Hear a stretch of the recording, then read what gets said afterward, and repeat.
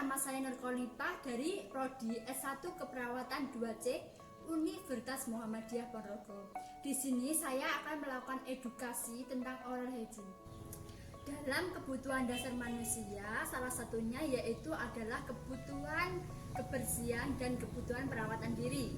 Maka di sini saya akan mengulas sedikit tentang perawatan diri, yaitu oral hygiene. Apa sih oral hygiene itu? Ya, oral hygiene adalah suatu perawatan tindakan untuk membersihkan dan menyegarkan mulut, gigi, serta gusi, guna untuk memenuhi salah satu kebutuhan hygiene pada klien. Secara sederhana, oral hygiene menggunakan air hangat, air matang, ataupun air dingin. Idealnya, klien merawat mulut secara mandiri rutin setiap kali sudah makan, mandi, dan bangun tidur. Namun, tidak semua klien mampu melakukan perawatan mulut secara mandiri di rumah sakit. Sehingga, klien harus dibantu dalam perawatan mulutnya oleh seorang perawat. Juga guna meningkatkan peran dan aktif dalam memberikan perawatan kepada penderita. Ya, selanjutnya yaitu tujuan dari oral hygiene. Pembersihan rongga mulut ini memiliki tujuan sebagai berikut ini. Yang pertama, yaitu agar mulut tetap bersih dan tidak berbau. Yang kedua, mencegah infeksi mulut, bibir, dan lidah pecah-pecah atau stomatitis. Dan yang ketiga, yaitu membantu merangsang nafsu makan. Selanjutnya, yang keempat, untuk meningkatkan daya tahan tubuh. Yang kelima, untuk melaksanakan kebersihan perorangan. Dan yang keenam, merupakan suatu usaha untuk pengobatan. Selanjutnya, indikasi pasien untuk dilakukan oral hygiene.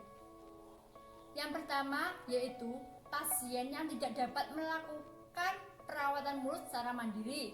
Misalnya, pada pasien yang tidak sadar, pada pasien yang patah tulang, pada pasien anak, pada pasien post operasi yang masih dalam puasa.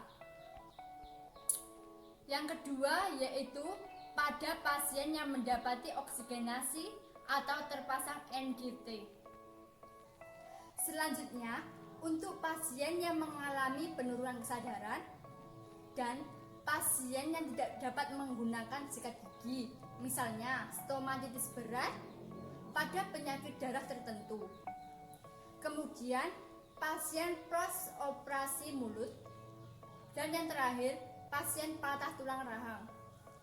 Dan selanjutnya, kontraindikasinya, perhatikan perawatan mulut pasien yang menderita penyakit diabetes, dapat berisiko stomatitis. Kemudian, luka pada gusi jika terlalu kuat membersihkannya. Lalu, apa sih akibat tidak dilakukan oral hygiene? Akibat tidak dilakukan oral hygiene yaitu muncul karies gigi. Karies gigi adalah penyakit infeksi yang merusak jaringan keras gigi. Ini ditandai dengan munculnya gigi berlubang. Selanjutnya, plak. Plak adalah lapisan lunak dan transparan yang melekat pada gigi, khususnya dekat dengan dasar gigi. Kemudian, halitosis merupakan bau napas. Ini merupakan masalah umum yang terjadi pada rongga mulut akibat hygiene mulut yang buruk, makanan tertentu, ataupun proses infeksi. Hygiene mulut yang tepat dapat mengeliminasi bau mulut, kecuali penyebabnya adalah kondisi sistemik seperti liver ataupun diabetes. Selanjutnya yaitu cheilosis, merupakan gangguan bibir retak terutama pada sudut mulut. Defisiensi vitamin, nafas mulut, dan saliva yang berlebihan dapat menyebabkan cheilosis. Dan masalah lainnya yaitu yang pertama stomatitis, glossitis, dan gingivitis.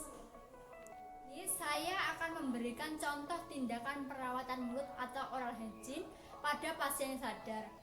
Yang pertama, saya akan memperkenalkan alat terlebih dahulu, yaitu 1 tisu, 2 gelas yang berisi dengan air yang matang, ketiga pasta gigi dan sikat gigi, selanjutnya yaitu bengkok, dan kemudian handuk kecil serta perlak.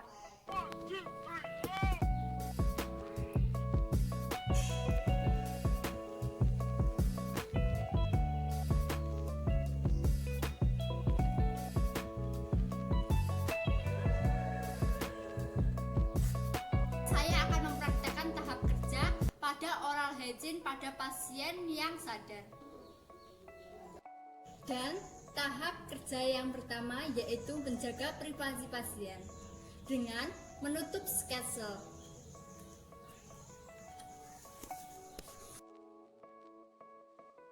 Selanjutnya, yang kedua mengatur posisi klien dengan memiringkan kepala klien dan meletakkan handuk serta perlak di bawah kepala klien. Permisi Ibu, saya mau memiringkan kepala Ibu terlebih dahulu. Dan meletakkan perlak serta handuk. Permisi ya Bu.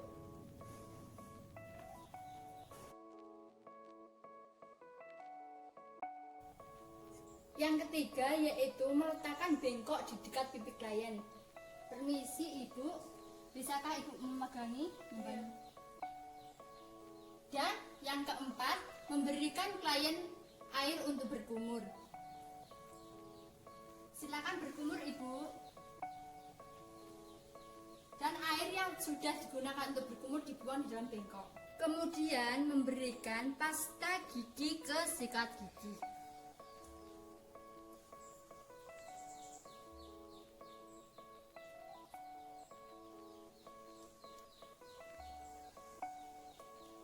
Selanjutnya, menyikat gigi pasien. Permisi ya Bu, saya akan membantu Ibu untuk menyikat gigi. Silakan buka mulut Ibu. Membantu pasien menyikat gigi dari bagian depan, samping, dan dalam. Setelah selesai, berikan pasien air untuk berkumur. Silakan berkumur Ibu. Setelah itu, lap bibir pasien sampai bersih. Permisi ya Ibu.